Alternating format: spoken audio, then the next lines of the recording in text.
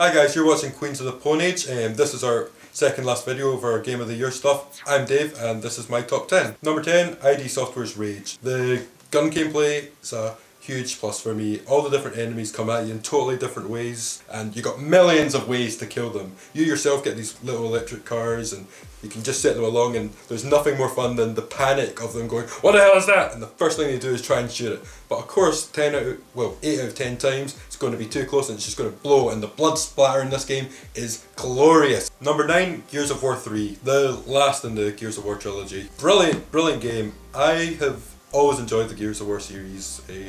For this was the perfect conclusion for me.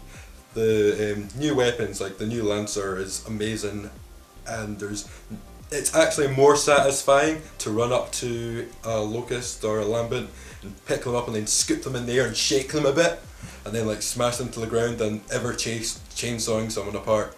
It was still a bit linear. It was all like one path, and there weren't too many changes compared to the second game, but more of a good thing. My number 8 is Mortal Kombat.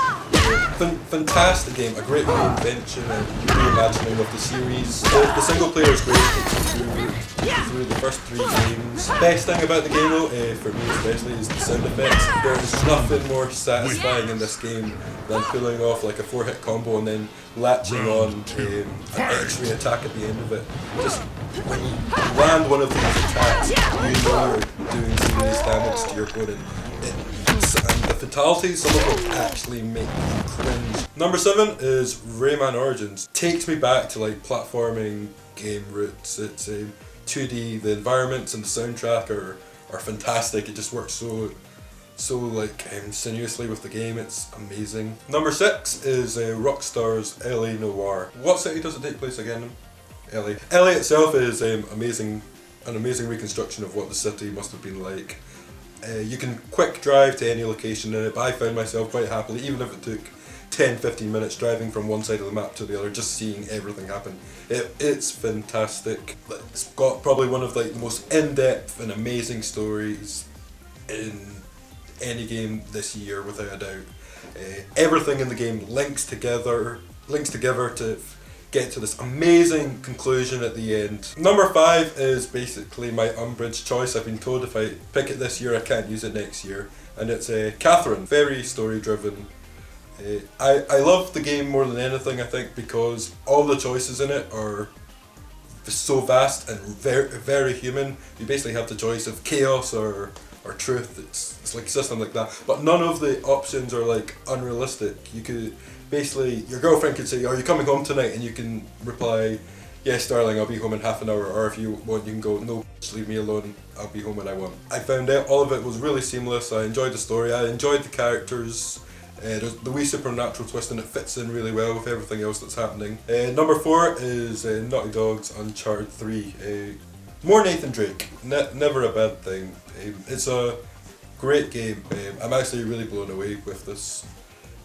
I love the characters, the scenery, even the stunts and things Drake pulls off to get from place to place is brilliant, and the chat between the characters is wonderful.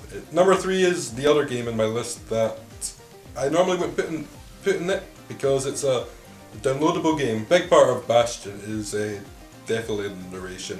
Rux, the stranger, speaks throughout the entire game, whether it's because you're about to die or you've come across a new item or you're just continuing in the level. There's a large and vibrant mix of enemies in the game, ranging from different creatures that have been affected by the Cataclysm, which is the apocalyptic event that's taken place in Bastion, or other humans. It's just a brilliant game, and everything in it just really transports you to that world. If you haven't played it, it's totally worth it. Number 2 is Dead Space 2. I love Dead Space 2. It's one of the few games that I've actually had to put aside. I've maybe played it for 3 or 4 hours, and then I don't know, I'm emotionally drained, and I have to take my controller and I have to just put it down and go, enough is enough for now, like I'll come back to you later. One of the great things they did about this game, it could have either made or broken it, was giving Isaac a personality. I said in the podcast that throughout the entire game all he did was walk around looking shocked, but he's conveyed in such a clever way that it really just works, and it's brilliant. Number 1 is Batman Arkham City. Combat has been amazingly refined from Arkham Asylum, and it's brilliant. You've got a clear variation in how you can take on enemies and how you can manipulate the battlefield, and it's really, really good. Even the boss battles are still a bit easy, but that Mr. Freeze fight where you have to find 7 or 8 different ways to beat him, probably one of the most intense boss battles of this year, just because you have to try and conceive different ways to beat him each time, and it's brilliant. Alright guys, that's the end of my Game of the Year stuff. Hope you enjoyed listening to me. Our last video is coming out tomorrow, the last part of our Game of the Year section for 2011. You can see it all on qotpa.com.